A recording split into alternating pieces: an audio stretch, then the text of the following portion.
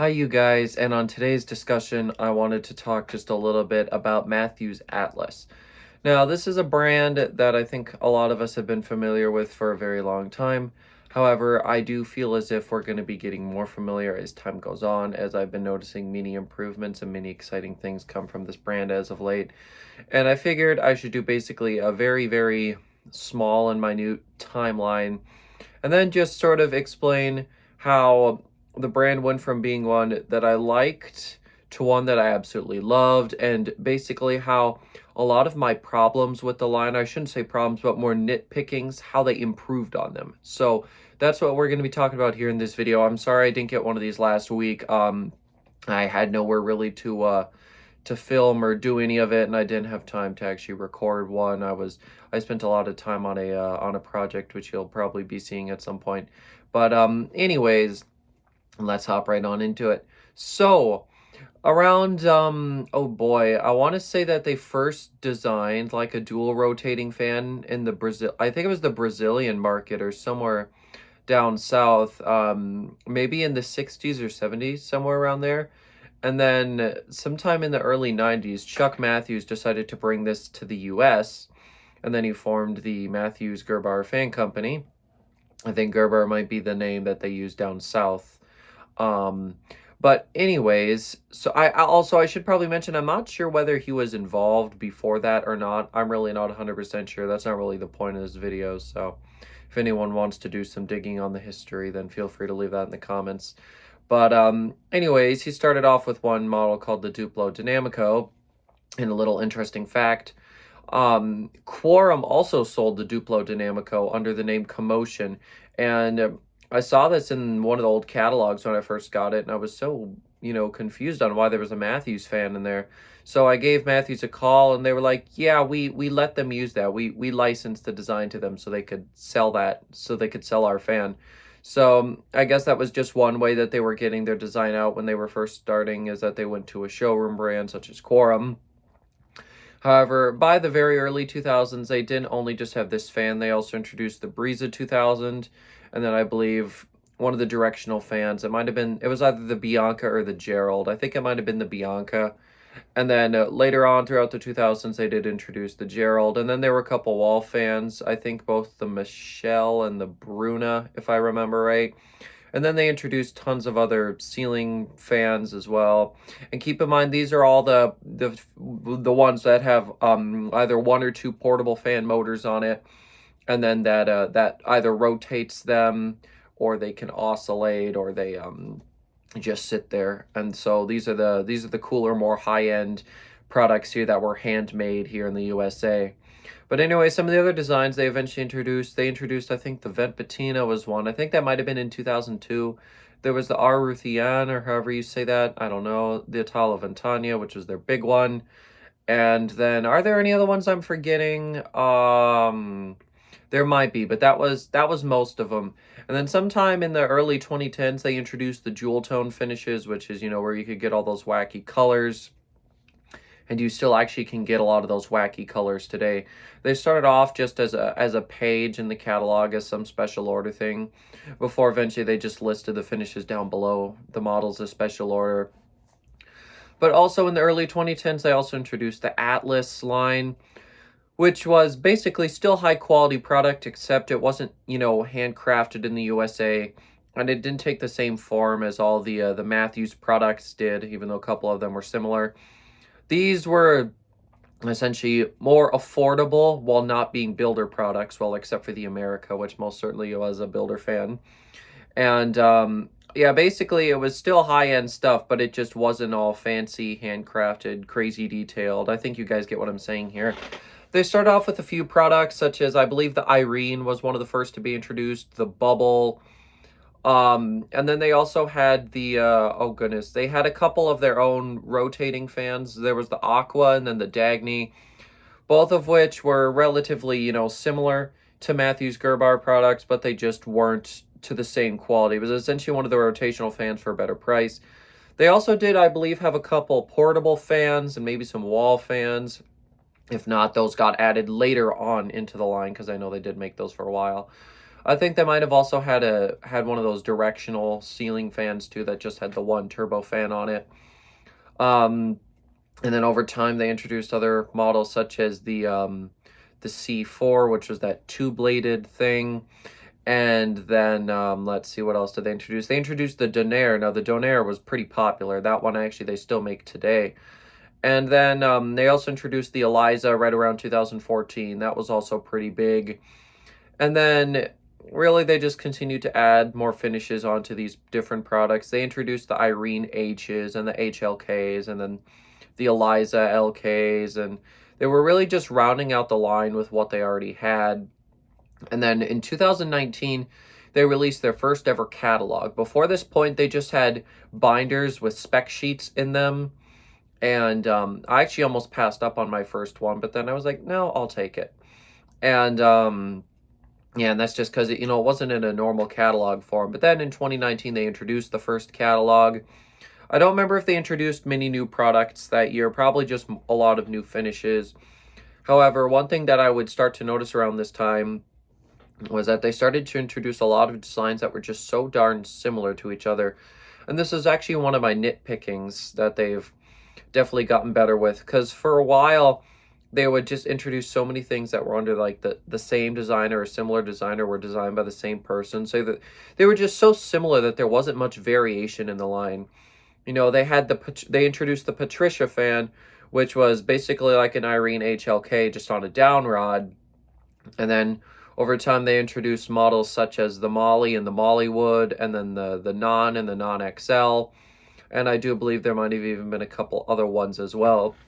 And all of these, alongside, it might have been the Eliza or the Irene, or maybe, I think there might even be another model I'm missing. But anyways, these were all just so darn similar to each other, and for a while that seemed to be mostly what they were doing, was just consistently adding the same basic cylindrical fan just with a slightly different shaped wood blade, which is fine, but I feel like it might have been better off offering different blade shapes for the same motor. I feel like that might have been a better way to go. However, they seemed to do okay with it. And then by the time the next catalog introduced, they introduced a few designs that were different. They introduced the Lindsay, which was another interesting looking two-blade fan. They introduced the Dana, which was a little fandelier type design. And then I believe they did introduce a couple other designs as well. And I think those ones were very similar to some of the other three-bladed designs that we'd seen in the past. And the problem with that was there just wasn't a whole lot of variation. So the problem is that when there's not variation, customers, if they don't see something they like, they're less likely to find something they like if there's not much variation. And the brand honestly didn't get a whole lot of attention, I felt. I mean, every store basically near me that carried them did have one on display at least. But it was never any of the Matthews Gerber fans. It was almost always an Irene. The Irene was like the one thing that was selling extremely, extremely well. And while the other products necessarily, it's not that they weren't selling well, it's just that they didn't necessarily get as much attention. The brand just was so known for all their rotational fans and all their fancy, crazy things, that these, well, yes, they were popular and many people bought them, they just didn't have enough variation to really get out there and sell them enough. All the showrooms near me, besides selling some Irenes, didn't really sell too much else of this brand. However, then over the last couple years, they've started introducing new designs. Not only, have they been introducing some more similar designs, the three wood blade just with different shapes. However, first of all, they did something which was definitely needed, and they made a great room model that was much larger. So that was already, a step up, an improvement, because so far they were all like 42, 52, or 60. They were all basically the same size. But then when they introduced the non-XL, now at least there was a larger scale version of it available, which is definitely something that I feel like the line was missing. However, then they started introducing tons of designs that weren't related to these products. They were different. They weren't designed by the same person. And the first one that I really noticed that really caught my eye was the Alessandra, which, as we know, Cole over at Vintage Fans and More did a product review of. He was impressed with it. I was certainly impressed with it too when they first introduced it. It's very similar to a Minka Air Simple. However, I do actually like the Atlas fan better than the Minka. I like the design of it better. I like the customizability. I like the light kit. I just prefer that fan over the actual Mink Air Simple. And then this year, they decided to expand that line and introduce the Alessandro Tropical, which had 5 palm blades. And I find it very funny that the same year that Fanimation decides to bring the Tropics look back, that Atlas goes out and does this, and I honestly like the Alessandro Tropical better than I like the Paget from Fanimation. So they kind of beat Fanimation at their own game there. But yeah, I really, really did like that edition. There were tons of different colors available for the blades. There was so much customizability available. I absolutely loved it. And then another thing that they were lacking as well, now that they do have a great room fan, they don't have anything similar to the HVLS category. Now, most brands don't actually offer HVLS fans here in the residential market. However, most companies offer something that is somewhat similar, and Atlas didn't until they introduced the Ariella this year, which I believe it's either 60 or 72. It's a larger scale fan available in different finishes, basically the standard finishes that you'll get from Atlas, and you can get it either with a light or without one. And just in these few designs alone, I really noticed a big shift. Not to mention their remote control designs have improved very much since they first started. Overall, they've really, really improved, and they're adding more variation to their line. And from what it seems, this is the way they want to go. And they're going to continue to keep doing this in the future and add more new things, which is, of course, very, very exciting. I love this brand, and the truth is they've always had high quality stuff.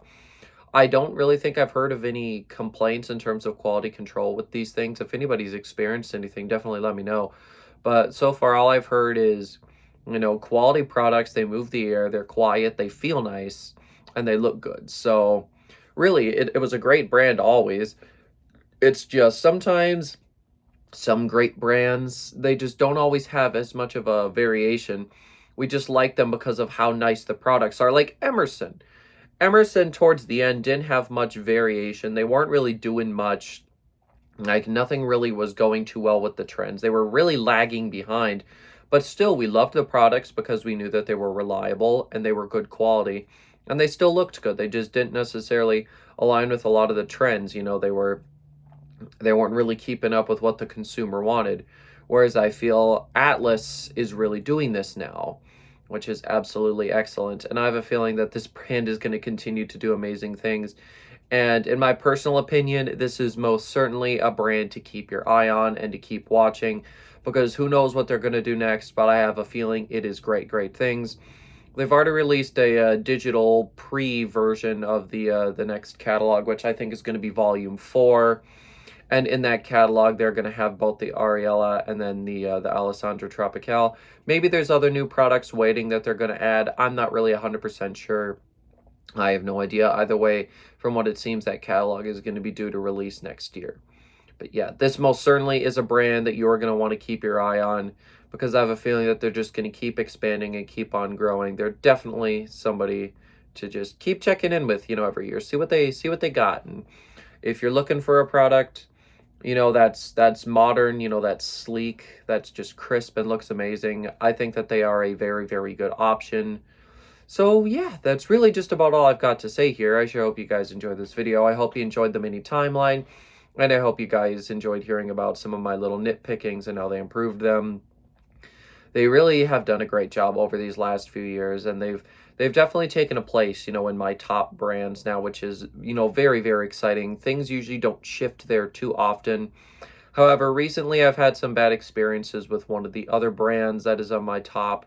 So I'm kind of demoting them and moving Matthews up here because they have seriously been impressing me. So definitely keep an eye on them, and I will see you in the next one. Goodbye.